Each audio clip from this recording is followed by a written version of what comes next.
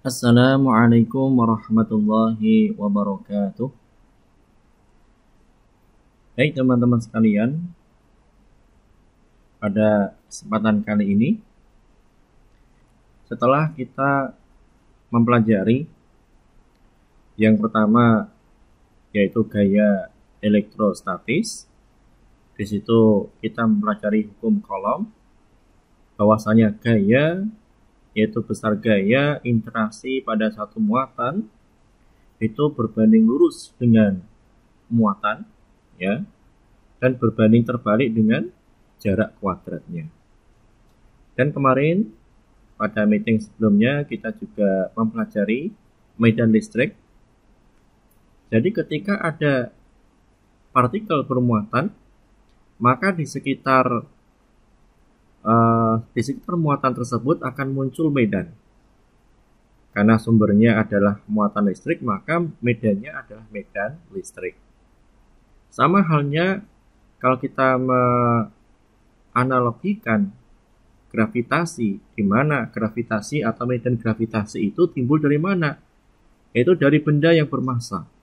Misalkan di bumi dengan massa yang besar, ya, maka setiap benda di sekitar bumi dia mendapatkan medan gravitasi. Kenapa? Karena bendanya bermassa. Demikian juga dalam medan listrik, ketika partikel bermuatan, maka di sekitarnya muncul medan listrik. Nah, ketika ada muatan lain, misalkan sebagai muatan uji, maka muatan itu akan mendapatkan gaya, ya, daya tarik. Nah, pada kali ini kita akan mempelajari metode lain untuk menentukan medan listrik. Kalau kemarin kita menggunakan persamaan matematis E sama dengan 1/4 pi epsilon 0 Q dibagi dengan R kuadrat, atau untuk yang medan kontinu E sama dengan, ya, 1/4 pi epsilon 0 integral dq per R kuadrat R vektor satuan. Nah, sebagai pengantar teman-teman sekalian, jadi hukum Ohm ini sebenarnya adalah pengukuran jumlah garis medan, ya. Jadi medan listrik itu kan diakibatkan dari sumber muatan, ya, partikel bermuatan. Nah, dia mempunyai garis yang kita kenal dengan flux listrik, ya. Jadi ini adalah gambar panah-panah, ya, ada garis-garis ini adalah garis medan listrik. Arahnya di kemana? Arahnya ditunjukkan dari tanda panahnya, ya. Nah, kemudian flux listrik ini sebenarnya merupakan perkalian antara kuat medan, ya, kuat medan listriknya dengan luas permukaan yang tegak lurus. Ingat, ya, jadi antara medan listrik dengan luasan, ya, dengan luasan ini harus tegak lurus. Kalau luasannya ini belum tegak lurus, maka kita harus memproyeksikan dengan cos agar luasan ini menjadi tegak lurus dengan garis medan listrik. Nah, kita lihat teman-teman sekalian, gambar di samping kan ada garis medan, ada dua permukaan, dua luasan, ya, luasan A sama luasan B. Nah, ternyata medan listrik di daerah B, ya, ini lebih kecil dibandingkan dengan medan listrik di daerah A. Kenapa? Garisnya ini kita lihat, ini ada 4 garis. Luasan A lebih kecil, sedangkan B ini luasannya besar, dengan jumlah garis ada 4. Sehingga hal ini disebabkan kenapa kok yang medan listrik daerah B lebih kecil dibanding dengan medan listrik daerah A.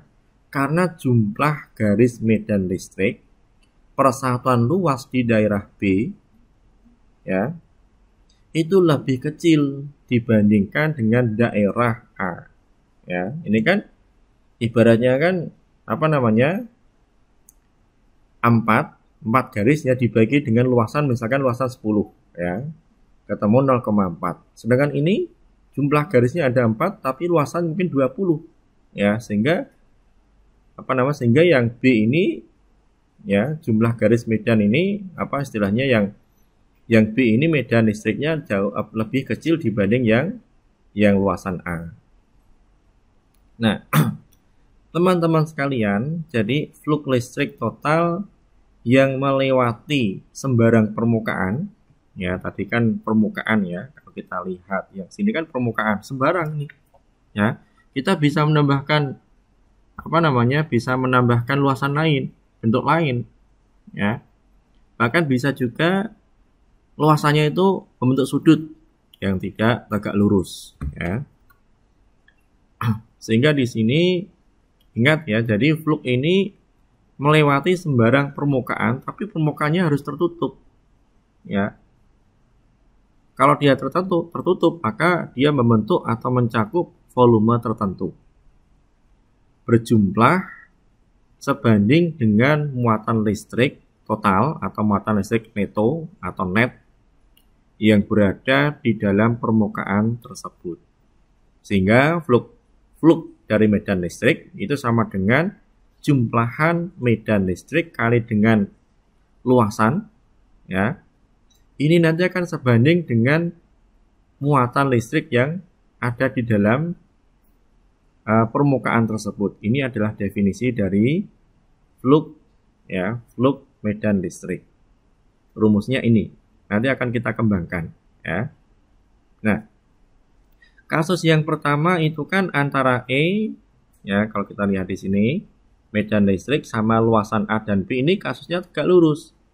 Nah, suatu ketika ada kasus ternyata medan listriknya seperti ini, tapi melewati luasan tertutup ya, luasan tertutup, tapi dia membentuk sudut. Terus bagaimana? Kita harus memproyeksikan agar permukaan ini tegak lurus, ya, agar tegak lurus dengan medan listriknya. Sehingga di sini kita apakan kalau kita lihat ya bidang permukaan ini, dia mempunyai sudut, istilahnya mempunyai garis normal sini ya, ke atas ini ya, tegak lurus dengan permukaan. Nah, garis ini kita tarik sudut dengan arah medan yaitu theta. Kalau kita gunakan sinus atau cosinus ya, ini kan ibaratnya sisi samping, ini sisi Ini sisi samping, yang sini sisi depan. Ini sisi miring, ini sisi depan, ini sisi samping. Yang kita butuhkan ini harus kita rotasikan ya agar istilahnya itu tegak lurus. Maka kita geser ke sini kan. Nah, kita geser ke sini. Atau mungkin sama halnya seperti ini juga. Ya. Ini adalah kalau seperti ini kan intinya kita rotasikan. Ya, kita boleh seperti ini juga nggak apa-apa.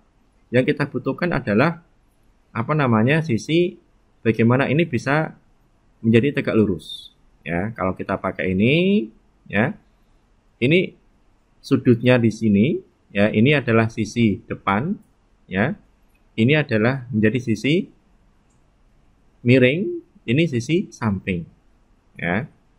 Kemudian kita buat persamaan atau mungkin kesebangunan ya, ternyata sudut yang sebelah sini itu sama dengan sudut sebelah sini, ya. Nah, dari sini kita bisa menyelesaikan ternyata agar ini menjadi tegak lurus ya gampang, ya. Ini kan ibaratnya kalau kita gunakan segitiga ini, ya. Ini kemudian ke sini, ya, ini kan sisi miringnya depan samping. Kita butuh sampingnya. Ya, sudah kalau samping kan dikali dengan cos gitu. Nah, permasalahannya suatu ketika ya luasan yang dilalui oleh medan listrik itu bentuknya enggak rata, ya, enggak membentuk permukaan yang datar. Mungkin suatu ketika bentuknya itu acak, ya, membentuk seperti ini kan jelas ya, ini sebenarnya permukaan, tapi permukaannya tidak membentuk persegi, ya, tidak membentuk segitiga. Terus bagaimana? Nah, kita perhatikan. Jadi flux listrik yang menembus suatu permukaan tertutup itu sama dengan jumlah muatan listrik yang dilingkupi oleh permukaan tertutup itu dibagi dengan permitivitas udara. Jadi definisi lebih lengkap ya. Kalau tadi kan cuma ini ya. Nah, ini sebanding dengan muatan yang tertutup. Ini baru sebanding. Biar sama dengan. Maka ternyata dikalikan 1/epsilon 0. Sehingga hukum Gauss ini bunyinya flux listrik sama dengan sigma medan listrik kali dengan luasan yang tegak lurus ya. Ingat ya, E sama luasan ini harus tegak lurus. Nilainya setara dengan Q dibagi dengan epsilon 0. Ini bentuk sigma. Tapi kalau kita ubah ke integral ya seperti ini. Integral ini ada tanda bulatan, itu maksudnya integral tertutup ya. Integral yang memang di situ luasan tertutup ya, membentuk suatu volume atau apa ya. Dikali dengan dA ya, ini kan delta A ya, ini menjadi dA karena sigma kita ganti integral, maka yang delta ganti D sama dengan Q dibagi epsilon 0 ya. Nah, kalau kita kaitkan dengan gambar ini ada garis-garis ya, dia melewati ini, kita ambil 2 garis lah ya. 2 garis E1, E2 ya sudah ini. Flux listrik sama dengan E1 delta A1 kemudian cos sudutnya ya, ditambah E2 delta A2 cos sudutnya dan seterusnya. Nah, ini dan seterusnya ini kita ganti simbolnya menjadi sigma ya. Jadi ini adalah definisi flux listrik paling sederhana. Nah, sekarang kita terapkan. Jadi ini hukum Gauss itu metode lain untuk menentukan medan listrik. Perhatikan sebagai contoh. Di sini kita punya cangkang ya, atau mungkin bola berongga ya, bola berongga. Di sini diberikan muatan. Ya, muatan terdistribusi di permukaan. Sehingga di bagian dalam itu nggak ada muatannya. Nah, jari-jarinya adalah R0. R0, muatan di sini total adalah Q. Kemudian ditanya, tentukan medan listrik di luar cangkang. Ya, di luar cangkang mungkin jaraknya adalah R ya. Kemudian di dalam cangkang ya. Di dalam, jadi misalkan ini adalah R, di dalam cangkang berarti R-nya kurang dari R0. Kalau di luar berarti R-nya lebih dari R0. Kalau di dalam cangkang R-nya kurang dari R0. Nah, untuk yang pertama dulu, ini kita perhatikan, ini kan permukaannya sini, kemudian kita mencoba menghitung medan listrik di titik ini. Ya, R-nya lebih besar daripada R0. Kita gunakan sigma E tegak lurus dengan permukaan, ya, kali delta A luasan sama dengan, karena di sini ingat, ya, ini medan listriknya adalah homogen, maka E ini adalah konstan. Maka kita keluarkan E, tinggal sigma delta A. Nah, luasan ini, luasan yang dilingkupi oleh muatan ini kan bentuknya bola, ya. Bola itu luasannya apa, ya? Atau ini bentuknya adalah lingkaran, ini kan lingkaran. Ini kan bola, ini bentuknya lingkaran, kita ambil lingkaran luasan ya, karena ini bentuk luasan ya, luasan. Maka di sini bentuknya adalah lingkaran. Berapa luasannya? 4pi R kuadrat sama dengan Q epsilon 0. Sehingga E-nya ya, E-nya di sini, kemudian yang 4pi R kuadrat pindah ke sini, sehingga E sama dengan 1/4 pi epsilon 0 Q dibagi R kuadrat. Ya, ini ya. Nah, kemudian kalau kita ingin menentukan medan listrik di dalam bola konduktor ya, di mana R-nya itu kurang dari R0 ya. Ya, kita sama metodenya. Cuma kan di dalam sini nggak ada muatan. Ya, nggak ada muatan karena muatan di sini arahnya keluar semua. Ya, nggak ada muatan di sini sehingga 0. Nah, gitu, ini adalah cara ya. Cara menggunakan hukum Gauss untuk menentukan medan listrik. Nah, contoh berikutnya, medan listrik di dekat permukaan konduktor. Ya, ini adalah permukaan konduktor ya, bentuknya seperti ini. Ya. Kita diminta untuk membuktikan bahwasanya E itu adalah sigma dibagi dengan epsilon 0. Ingat, sigma ini rapat muatan ya, rapat muatan terhadap luas ya. Jadi Q dibagi dengan Q dibagi dengan A. Gitu. Terus solusinya bagaimana?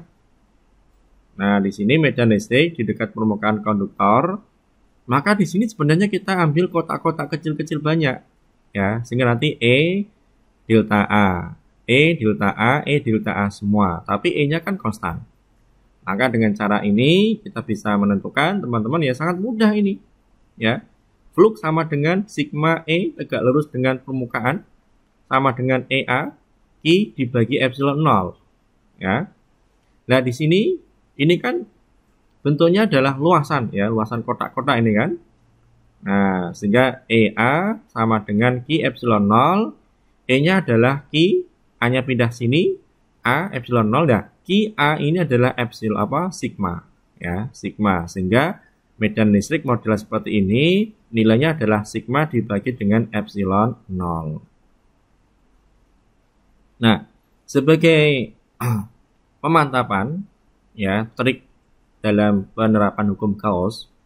Ini hukum Gauss itu dapat dipakai untuk menghitung medan listrik dari sistem yang memiliki kesimetrisan, ya, simetris. Jadi kayak tadi kan luasan bentuk persegi, luasan bentuknya kotak, luasan bentuknya lingkaran, ya. Nah, dalam menggunakan hukum Gauss perlu untuk memilih suatu permukaan khayal, ya. Jadi luasan yang kita pilih, luasan bentuknya silinder, luasan bentuknya bola, bentuknya kotak, bentuknya lingkaran, itu, ya, itu sebenarnya khayal, ya, khayalan, ya, bukan cuma metode tambahan, ya. Bentuk dari permukaan tertutup ini dapat berupa apa saja.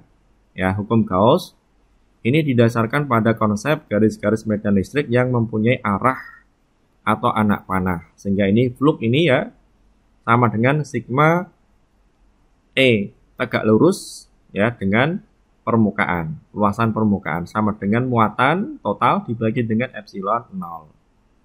Nah, sebagai latihan untuk hari ini, ya, yang pertama ada 3 soal. Yang pertama, sebuah cakram, ya. Nah, ini cakram. Jari-jarinya 0,1 meter. Ingat, ya. Ini bentuknya cakram kan, asumsikan bentuknya lingkaran. Luasannya apa? Pi R kuadrat. Nah, di sini mempunyai vektor garis normal, ya. Satuan normal N di sini. N vektor satuan. Kemudian ada dalam medan listrik seperti ini. Arahnya ke kanan, homogen, besarnya 2 kali 10⁻³ Newton per kolom. Tentukan tentukan flux, ya, flux listrik yang melalui cakram ketika pertama membentuk sudut 30, ya. Jadi nanti cos-nya cos 30. Tegak lurus dengan medan, gampang. Kalau tegak lurus kan tinggal aja kan langsung, ya. Kalau sudah tegak lurus kan berarti sudutnya adalah 0. Cos 0 berapa? 1. Kemudian yang ketiga, ketika dia sejajar dengan medan, ingat kalau sejajar, ya, berarti asumsikan sudutnya adalah 90, ya. Silakan nanti dihitung. Yang kedua, ya, medan listrik bumi. Bumi mempunyai muatan listrik neto atau total dengan instrumen elektronik yang peka. Pengukuran medan listrik di permukaan bumi itu menghasilkan rata-rata misalkan, ya, 150 Newton per kolom, ya, dengan arah menuju pusat bumi, ya. Yang pertama, berapa kerapatan muatan permukaan? Ingat, ya, kerapatan muatan di permukaan, ya, berarti yang ditanya adalah sigma. Sigma sama dengan Q dibagi dengan A, luasan dari luasan permukaan bumi. Gitu. Yang kedua, berapa muatan permukaan total di bumi? Ya, tadi kerapatan, yang B adalah muatan atau Q-nya berapa, ya. Kita terapkan hukum Gauss, ya. E kali dengan A sama dengan Q dibagi dengan epsilon 0. Nah, di sini diketahui kalau jari-jari bumi itu adalah 6,38 kali 10⁻6 meter, ya. Epsilonnya 8,85 10⁻⁻12. Kemudian nomor 3, di sini adalah kawat penghantar ya. Ingat kawat penghantar itu kan menghasilkan medan ya. Di sini yang atasnya ke atas, yang bawah ke bawah, kemudian sini juga menuju kita, yang sebelah sana juga menuju bidang. Mempunyai muatan persatuan panjang, jadi I per L itu lambda. Tentukan medan listrik di sekitar kawat jauh dari ujung-ujungnya. Jadi berapa sih medan listrik yang ditimbulkan untuk kawat seperti ini? Gitu. Silahkan nanti teman-teman menggunakan hukum Gauss ya. Jadi sangat luas sekali ya. Kalau kita ini metode lain ya lebih mudah daripada kita menggunakan hitung seperti dengan partikel bermuatan, karena ada kasus khusus ya kemarin sudah saya sampaikan. Jadi tinjauan partikel itu, partikel bermuatan ada yang partikel bentuknya titik, ada partikel bentuknya adalah luasan, ada partikel bentuknya memanjang, ada partikel bentuknya volume. Nah di situ. Baik, ini dari saya, mudah-mudahan bisa dipahami. Silahkan 3 soal ini didiskusikan, dikerjakan dalam kelompok sebagai penugasan hari ini. Nanti kalau ada hal-hal yang belum jelas silahkan ditanyakan kepada saya. Terima kasih. Wassalamualaikum warahmatullahi wabarakatuh.